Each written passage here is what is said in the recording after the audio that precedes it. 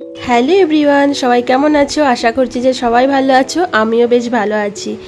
সকাল সকাল ঘুম থেকে আজকে উঠে গেছিলাম আর তারপরেই ছাদে এসেছি। আর ছাদে এসে গাছগুলো দেখে মনে ভীষণ ভালো লাগলো, কারণ কি গাছে আজকে প্রচুর ফুল ফুটেছে। আর যেদিনকে গাছে এরকম ফুল দেখতে পাই না, মন থেকে সত্যি খুব খুশি লাগে।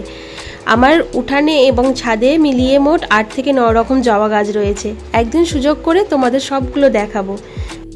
তো সবগুলো গাছে যে খুব ভালো ফুল হয় তা নয়, বেশ কিছু গাছে খুব ভালোই ফুল হয় এবং বেশ কিছু গাছে অল্প ফুল হয়। আর যেহেতু প্যাকেটে রয়েছে, মাটি তাড়াতাড়ি শুকিয়ে যায়, তাই দুবেলা করেই জল দিই।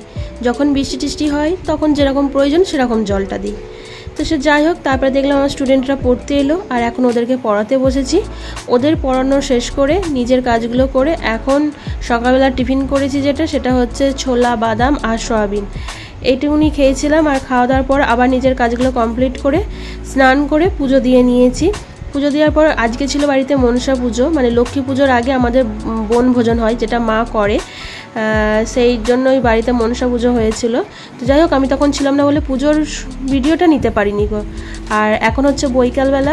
এখন সকালবেলা মাটিটা রোদে দিয়েছিলাম একটু শুকিয়ে নেওয়ার জন্য, কারণ রোদে ভিজে পুরো কাদা হয়ে গেছিলো। এই মাটিতে গাছ বসানো সম্ভব ছিল না, তো রোদে দিয়েছিলাম। সেটা এখন একটু গুছিয়ে নিচ্ছি, কারণ আকাশে প্রচুর মেঘ করেছে।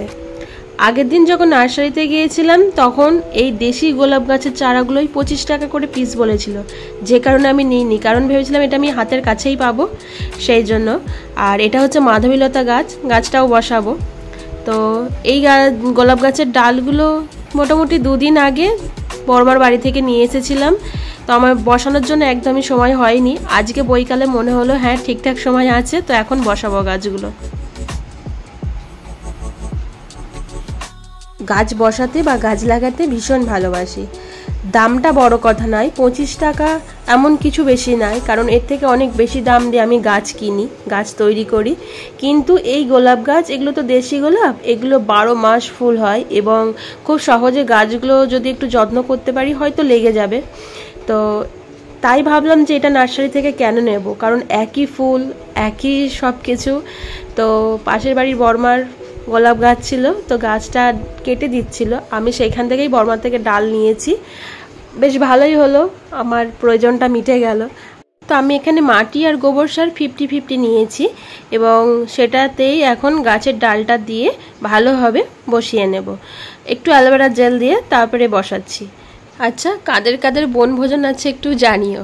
আমার মা একটু পরেই বনভোজনে বার হবে, তার জন্য ওখানে পাটকাঠি, জল মানে গঙ্গার জল আর এই সমস্ত রেডি করে রেখেছে, ওগুলো নিয়েই যাবে বনভোজনে।